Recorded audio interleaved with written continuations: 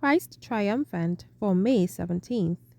The reading is entitled, Kindness Overcomes Selfishness. 1 Samuel 25:19. And she said unto her servants, Go on before me, behold, I come after you. But she told not her husband Nabal. The Lord would have the wife render respect unto her husband, but always as it is fit in the Lord.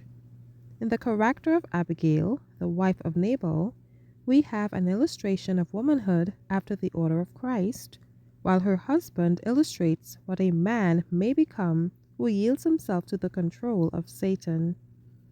When David was a fugitive from the face of Saul, he had camped near the possessions of Nabal and had protected the flocks and the shepherds of this man from all depredation while in Carmel.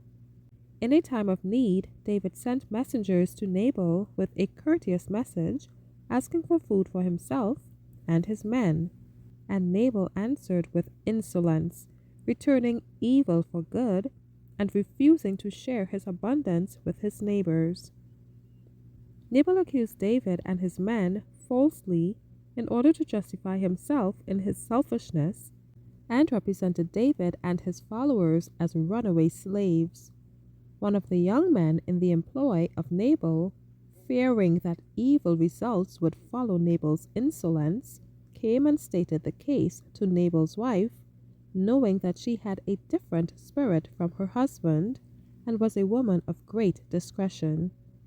He set forth the true character of Nabal as he presented the difficulties to her, saying, Now, therefore, know and consider what thou wilt do, for evil is determined against our master, and against all his household, for he is such a son of Belial, that a man cannot speak to him.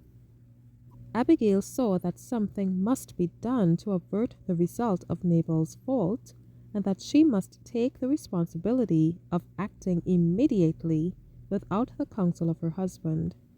She knew that it would be useless to speak to him, for he would receive her proposition only with abuse and contempt.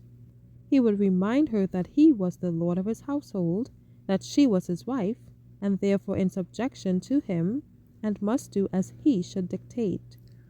She gathered together such stores as she thought best to conciliate the wrath of David, for she knew he was determined to avenge himself of the insult he had received.